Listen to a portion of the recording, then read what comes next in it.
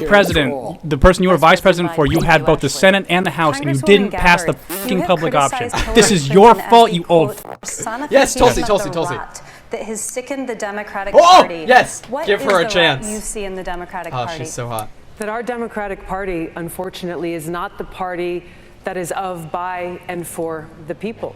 It is a party that has been and continues to be influenced by the foreign policy establishment in Washington, represented by Hillary Clinton and others' foreign policy, by the military-industrial complex and other greedy corporate interests. Oh my God. I'm running for president to be the Democratic nominee that rebuilds our Democratic Party, takes it out of their hands, and truly puts it in the hands of the people of this country, a party that actually hears the voices of Americans who are struggling all across this country, and puts it in the hands of veterans and fellow Americans who are calling for an end to this ongoing Bush, Clinton, Trump foreign policy doctrine of regime change wars, overthrowing dictators in other countries, needlessly sending my brothers and sisters in uniform into harm's way to fight in wars that actually undermine our national security and have cost us thousands of American lives. These are wars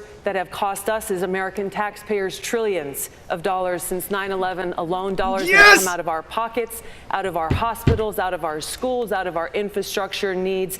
As president, I will end this foreign policy, end these regime change wars, work to end this new Cold War and arms race, and instead invest our hard-earned taxpayer dollars actually into serving the needs of the American people right here at home. Senator Yes, Harris, that was so good. All the stops, dude. I think she has nothing to say. It's unfortunate that we have someone on the stage who is attempting to be the Democratic nominee for President of the United States, who during the Obama administration spent 4 years full-time on Fox News criticizing President Obama. Oh, shut up. That's who ridiculous. has spent full-time criticizing people on this stage as affiliated with the Democratic Party. When Donald Trump was elected, not even sworn in, buddied up to Steve Bannon to get a meeting with Donald Trump in the Trump Tower, fails to call a war criminal by what he is as a war criminal, and then spends full time during the course of this campaign, again, criticizing the Democratic She's pulling Party. above you. What we need on the stage in November is someone who has the ability to win. And by that, we need someone on that stage who has the ability to go toe-to-toe with Donald Trump, and someone who has the ability go to put Willie Brown's rebuild back in your Obama dumb. and bring the party and the nation together. I believe I am that candidate. Thank you, Senator. Let Congresswoman her- Gabbard, I'll give yes. you a chance to What respond. Senator Harris is doing is unfortunately continuing to traffic in lies and and innuendos because That's all she has. challenge the substance of the argument that I'm making, the leadership and the change that I'm seeking to bring in our foreign policy, which only makes me guess that she will, as president, continue the status quo, continue the Bush, Clinton, Trump foreign policy of regime change wars, which is deeply destructive. This is personal to me because I served in Iraq. I left my seat in the state legislature in Hawaii, volunteered to deploy to Iraq, where I served in a medical unit where every single day I saw the terribly high human cost of war. I take very seriously the responsibility that the president has to serve as commander-in-chief, to lead our armed forces, and to make sure always, no, I'm not going to put party interests first. I will put the interests of the American people. Thank you, Congresswoman. I want to briefly give Senator Harris a final second to respond. I believe that what our nation needs right now is a nominee who can speak to all people. What? You just my entire career. You just shit on Tulsi for doing that. Speaking 5 words, Kamala Harris for the people. And it was about all the people, regardless of their race, regardless of their gender, regardless of where they live geographically. So she's going to go to identity politics now because it's all she has. To vote or the language their grandmother speaks. We need someone on this debate stage in November who has the ability to unify the country and to win the election. And I believe I am that candidate. Oh, you're so... Mr. Steyer. Basically, what Tulsi said is like, you have no substance in this argument. Yeah. Well, let's talk about how they're just ignoring Tulsi. Because they're scared of her. Well, especially like on the I would have assumed the foreign policy questions would have gone to her, which is just, this is obviously like really disappointing. I think she kind of got her moment in. I did enjoy her getting to kick Kamala's and that felt really nice. And she's done that once before, at least once. I mean, honestly, like Kamala was polling at like 14% until that moment. And now she's below Gabbard in terms of polling numbers. Yeah, which is just, it's really awesome to see that turn of events. Yeah, my plans. Let me talk about what's in my heart and why this is so important.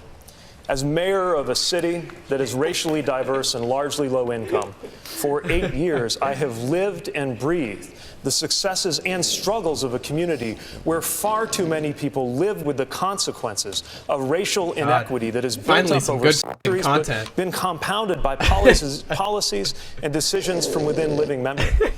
I care about this because my faith teaches me that salvation has to do with how I make myself useful to those who have been excluded, marginalized, and cast aside and oppressed in society. It's starting to get... I need one more Tulsi moment. I need like a big... She does too. Yeah, of course. Yeah. I need a big thing from her because that's the only thing that makes this enjoyable. Right. To change it before it is too late. Mr. Mayor, thank you. Congresswoman Gabbard, on the original question of voting rights, please. I mean, voting rights are essential for our democracy. Securing our elections is essential for our democracy. I've introduced legislation called the Securing America's Elections Act that mandates paper ballots to make sure that every single voter's voice is heard. But I want to get back to Pete Buttigieg and his comment about experience. You'll agree that the service that we both have provided to our country as veterans by itself does not qualify us to serve as commander-in-chief. I think the most recent example of your inexperience in national security and foreign policy came from your recent careless statement about how you as president would be willing to send our troops to Mexico to fight the cartels. Yeah, as commander-in-chief, he did say that. Leader of our armed forces, I bring extensive experience serving for 7 years in Congress, on the Foreign Affairs Committee, on the Armed Services Committee, on the Homeland Security Committee, working with leaders of countries around the world, working with military commanders of different commands, dealing with high-level national security briefings, understanding what's necessary, the preparation that I've gotten to walk in on day one to serve as commander-in-chief. Congresswoman, thank you. Mr. Mayor, I'll allow you to respond. I know that it's par for the course in Washington to take remarks out of context, but that is outlandish even by the standards of today's politics. Are you saying that you didn't say that? I was talking about U.S.-Mexico cooperation. We've been doing security cooperation with Mexico for years, with law enforcement cooperation and a military relationship that could continue to be developed with training relationships, for example. Do you seriously think anybody on this stage is proposing invading Mexico? That's not what I said. I'm talking about building up alliances. And if your question is about experience, let's also talk about judgment. One of the foreign leaders you mentioned meeting was Bashar al-Assad. I have, Here we go again. Such as it is, whether you think it counts or not, since it wasn't accumulated in Washington, enough judgment that I would not have sat down with a murderous dictator like that. Everybody did. He just talked about diplomacy. Like, you were asked directly whether you would send our troops to Mexico to fight cartels, and your answer was yes. The fact checkers can check this out. No. But your point about judgment is absolutely correct.